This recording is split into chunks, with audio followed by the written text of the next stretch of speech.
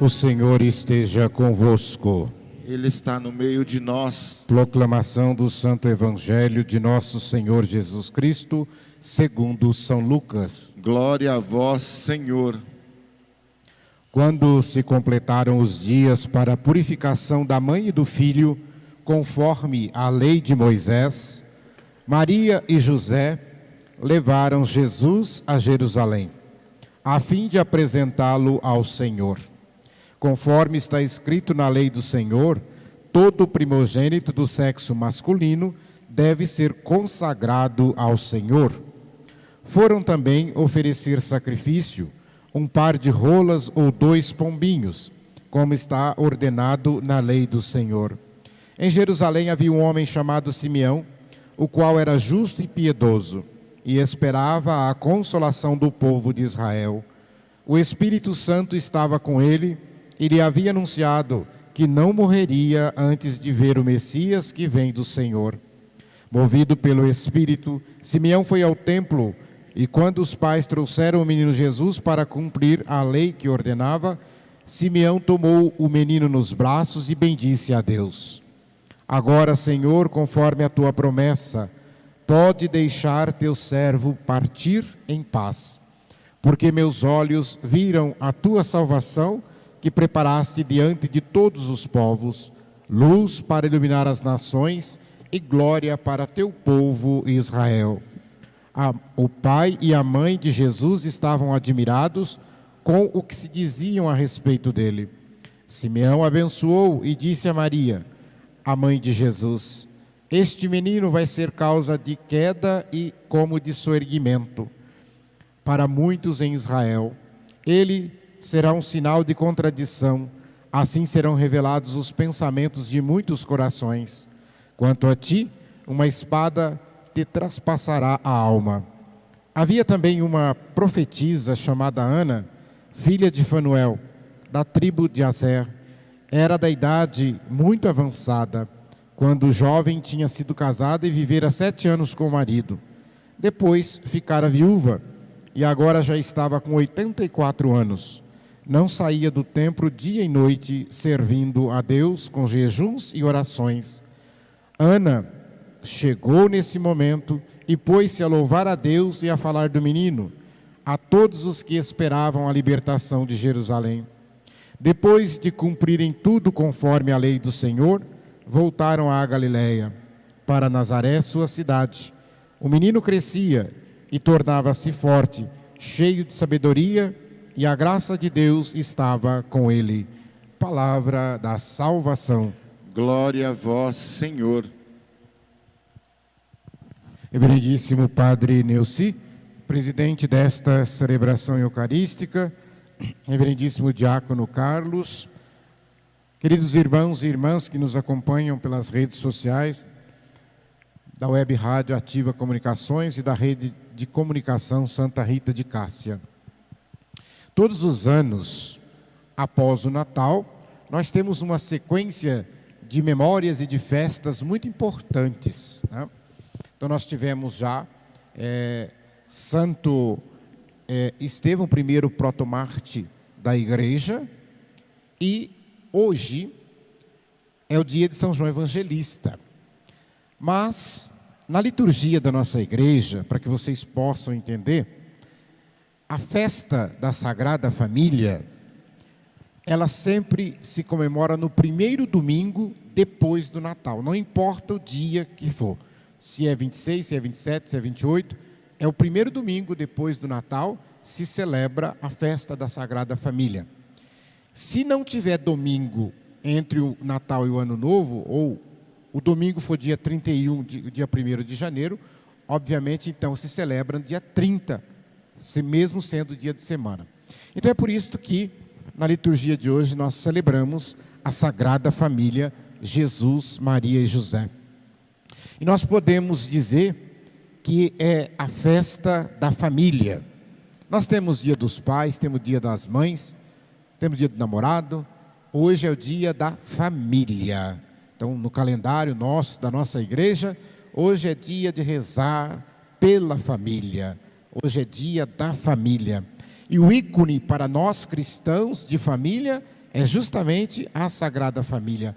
Quando nós olhamos para a Sagrada Família, Jesus, Maria e José, nós olhamos para todas as famílias do nosso querido Brasil, não importa em que rincão ela esteja. E eu destaco então, quando eu digo todas as famílias, que família não é só pai, mãe e filho, porque tem gente que pensa que a família é só se tiver o pai, a mãe e o filho. Caso contrário, não é família. Não, esta não é a visão nem do direito e nem da igreja. Porque família, por exemplo, os irmãos órfãos de pai e mãe que moram numa mesma casa constituem uma família. A avó que cria seus netos, não importa se a mãe e o pai abandonou, se morreram, esta avó com os seus netos formam uma família. Mesmo que você more sozinho, você não deixa de ter uma família. Você forma família com os seus consanguíneos, mesmo que eles estejam distantes. E acima de tudo, nós somos chamados a fazer parte da grande família, que é a família formada pelos filhos e filhas de Deus.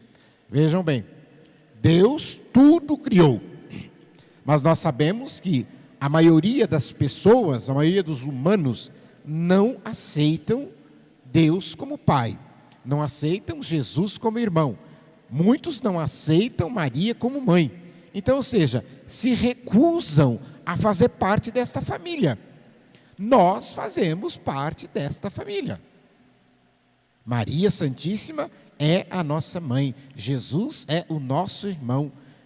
Deus, por esta aceitação do sacrifício da cruz de Jesus, nos também fez filhos seus, filhos adotivos, assim como Jesus é filho adotivo de São José. E é por isso que a primeira leitura do livro do Eclesiástico, nós vamos falar que temos que honrar pai e mãe. E ele diz que quem honra pai e mãe, honra o Senhor. Olha que bonito. Honrar pai e mãe significa honrar a Deus. E lá eles modelavam naquela família onde a obediência dos filhos para com os pais era um sinal de bênção, era um sinal de prosperidade. Então hoje nós somos convidados a olhar o nosso papel de filho e de filha. Somos convidados a olhar o nosso papel de pai e de mãe. Somos convidados a olhar o nosso papel de esposo e de esposa. Toda a liturgia falou disso. Visto que Paulo, ao escrever à igreja de Colossos, ele ensina que viver no Senhor é uma maneira de criar relacionamentos saudáveis dentro de casa. Por tudo isso, o apóstolo diz que a família tem que aprender a suportar uns aos outros. Eu falava na homilia de Natal sobre, às vezes, as brigas, as encrencas que nós temos entre as famílias nessas festas de fim de ano. É justamente porque não aprenderam a cumprir esta leitura. Nós devemos suportar. O que significa suportar?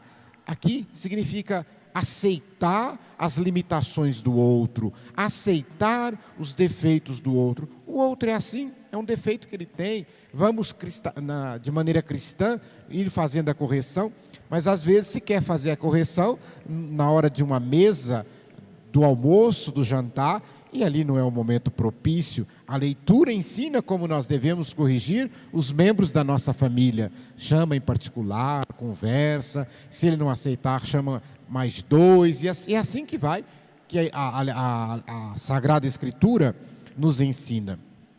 Outra coisa importante, Jesus não brincou de ser humano, ele não brincou de ser homem. Agora eu vou fazer uma experiência, vou ser homem agora. Não, Jesus não brincou, porque ele assumiu integralmente a natureza humana. A única coisa que ele não assumiu foi o pecado, porque Jesus é Deus, então não pode ter pecado em Deus. Maria e José, eles educaram Jesus e ele aprendeu dos seus pais esta revelação, porque ele foi observando desde pequenininho o que José e o que Maria faziam. Ele foi observando desde pequenininho como eles rezavam, como eles iam no templo, cumprir os preceitos. Aqui hoje na leitura nós vimos oferecer o sacrifício. As famílias pobres ofereciam esses passarinhos pequenos, animais pequenos. As famílias abastadas, ricas, ofereciam touros, cordeiros. Mas José e Maria então vai apresentar Jesus ao templo para que seja consagrado, e eles vão oferecer esse sacrifício pelos seus filhos, pelo seu filho Jesus. Então nós devemos olhar para a família de Nazaré como uma família normal. Jesus, Maria e José não é uma família que caiu de uma aeronave espacial. Tem gente que pensa assim. Nós precisamos olhar para não cair no erro de achar que Jesus, Maria e José viviam como a gente vê nas figuras e nas imagens. É claro, o artista, ele pinta com todo esplendor, né? Todos nós sabemos o símbolo da coroa, do ouro, que às vezes se coloca nas imagens. Mas não vai pensar que Nossa Senhora fazia comida lá na beira do fogão de lenha, com uma coroa de ouro na cabeça, com colares brilhantes e brocados. Não é assim que funciona. Será que José está lá serrando madeira com esse manto todo bonito, limpinho, sem sujar? Não. Jesus criança, será que ele não tinha que trocar fralda? Não, ele era humano, ele passou por todas essas etapas que os humanos passam. Então esta família, ela sofreu. Quando nós olhamos nos evangelhos dos outros anos, né, tem um ano que o evangelho que nós lemos é o evangelho que leva a fuga para o Egito. Nós estamos no ano B, nós estamos apresentando, lendo a apresentação no templo. E tem um ano que se lê a perda no templo. Então, aí ele já está com 12 anos. Né? Aqui ele está bebezinho ainda, né? E quando está fugindo para o Egito é logo depois do nascimento. Né? E aqui então, veja bem, que coisa interessante. A família que está fugindo da dificuldade, da perseguição. E assim hoje nós temos tantas famílias sofrendo que também fogem de perseguições. Quantas famílias talvez você não conheça, ou talvez mesmo até a sua família mudou de bairro, mudou de cidade, porque talvez um filho seu estivesse ameaçado de morte, seja lá por traficante, seja lá por inimigo, seja lá por quem for, mas você teve que mudar também. Você teve que fazer essa experiência que Jesus, Maria e José fez para proteger Jesus Cristo, o seu filho. Eles sofreram então, meus irmãos, essas tribulações. Como nós poderíamos dizer hoje, as famílias africanas que fogem da fome, as famílias sírias que fogem da guerra, as populações ribeirinhas que fogem dos latifundiários, dos grileiros. Meus irmãos, tantas famílias sofrendo. E a família que deve ser amada, apreciada, porque a família é o lugar de Deus. A família é o santuário da vida, porque é na família que a vida deve ser gerada, é na família que a vida é moldada, é na família que a vida deve ser educada, no amor, na felicidade e na paz. Quando os pais e os filhos não se amam, quando a família não se ama, a casa se torna um hotel, um restaurante. O que é uma família hotel? O que é uma família hotel? Todos vocês já fizeram a experiência de ficar em um hotel. Quando você está no hotel, o hotel pode ter 200 hóspedes. Você cruza com ele no corredor, não fala nem bom dia nem boa tarde. Você desce para o restaurante do hotel, você senta na sua mesa, come e sai, aquele monte de gente comendo, você não cumprimenta, você não faz... Você entra, volta para o seu quarto, entra dentro do seu quarto, tranca e está ali sozinho na sua solidão. Quantas famílias vivem assim? Família hotel. Estão ali pai, mãe e filhos dentro de casa, mas levantam, trombam no corredor e o filho, não vou nem dizer tomar a bênção, porque aí vão rir de mim, porque o certo seria, a bênção meu pai, a bênção minha mãe. E que bonito o pai e a mãe responder, Deus te abençoe meu filho. Que bonito quando o filho, agora nessas épocas, né, vem de viagem, ou mesmo que more na mesma cidade, mas quando o filho encontra com o pai ou com a mãe, e vou dizer aqui, não importa se é filho homem ou se é filha mulher, Não importa se tem 5, se tem 10, se tem 15, se tem 30, se tem 40 anos. O filho abraça e beija o pai. A filha abraça e beija o pai. E assim também fazem com a mãe. Não tem vergonha de abraçar e de beijar o pai, de beijar a mãe. Afinal de contas, é família. Não está vivendo num hotel. É muito gostoso a gente ver esses gestos que cada vez mais o mundanismo está querendo tirar de nós. O mundanismo está querendo roubar da família o que ela tem de mais sagrado, que é justamente o amor de uns para com os outros.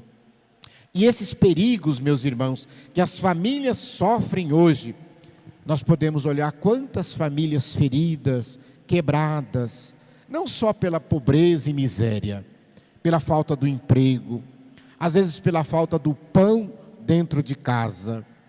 Quantas famílias angustiadas por dificuldades internas e externas, mesmo famílias que têm dinheiro, famílias que têm casa, têm carro, têm tudo o que precisa.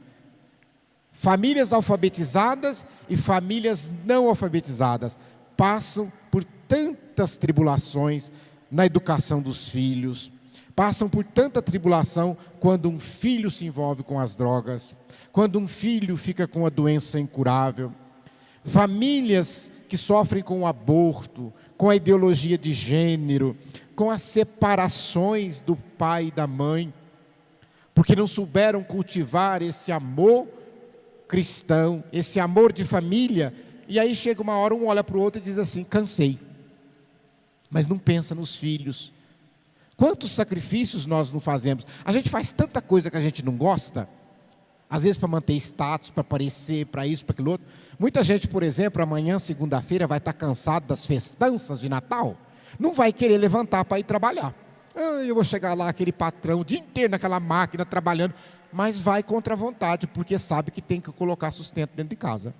Então, às vezes, nós precisamos fazer muita coisa, não é só pelo ticket de 5 segundos que nos dá, larga tudo, abandona, e aí os filhos ficam ao relento, às vezes fica com a mãe, às vezes a mãe fala, não, você vai ter que me ajudar, aí o pai não quer, aí briga, ou a avó vai ter que ficar, e as crianças sofrendo no seio da família, todos esses traumas. Nós temos um acróstico de um padre argentino chamado Ariel Álvares, que eu vou ler para vocês, que acho muito interessante, porque ele diz assim, Jesus se perde em Jerusalém, e Jesus vai morrer em Jerusalém. Jesus se perde na festa da Páscoa, Jesus morrerá na Páscoa. Jesus se perde 3 dias, Jesus vai ficar 3 dias até ressuscitar. Jesus teve que subir da Galileia, para morrer também teve que subir. Na angústia dos pais, Jesus diz que a sua perda era necessário. Na angústia dos discípulos, Jesus diz que a sua morte era necessária. E para concluir esta reflexão, lembro palavras do Papa São Paulo VI. Ele foi visitar a cidade de Nazaré no ano de 1964, na festa da Epifania, era dia 5 de janeiro. E na homilia ele disse assim, todos nós precisamos olhar para a família de Nazaré e tirar algumas lições. E eu vou enumerar aqui 3 lições que ele diz. Primeiro, a lição do silêncio. Olha ali, em silêncio, olhando para Jesus, José e Maria em silêncio. Lição do silêncio, para que possa renascer nas nossas famílias a valorização do silêncio que traz paz, do silêncio que traz recolhimento, interioridade e oração. Vocês querem ver um exemplo? Quantas vezes, nesses últimos 2 dias, de 24 e 25 até ontem, 26 de dezembro, você dentro da sua casa não teve que pedir para baixar o som, porque o barulho estava muito, porque não se faz silêncio. E quando não faz silêncio, a gente não fala e a gente não ouve. Maria e José ouviram porque fizeram silêncio. Eles foram obedientes no silêncio. Então, não basta olhar para o que as pessoas falam, mas também o seu silêncio representa muita coisa. Segunda lição, a lição da vida doméstica. Nazaré ensina o que é família, uma comunhão de amor, de simplicidade, de austeridade, um caráter sagrado e inviolável. A casa de José e de Maria era simples e humilde, no que se refere aos bens materiais, mas era riquíssima no que se refere ao amor e aos bens espirituais. E a última lição que o Papa fala, a lição do trabalho. Nazaré é a casa do filho do carpinteiro, que na labuta humana honrava sua família na dignidade do trabalho. Ele na carpintaria, Maria cuidando da casa e do seu filho. Não, você mãe, você mulher, o serviço doméstico, o serviço do cuidado com os filhos enobrece. Porque tem muitas mulheres que pensam que faz diminuir. Não, enobrece. Todas as mães, todas as esposas. Guardem bem, a família então é o santuário da vida. Concluamos repetindo juntos: Jesus, Maria e José. Todos. Jesus, Maria e José. Minha família, vossa é. Minha família, vossa é.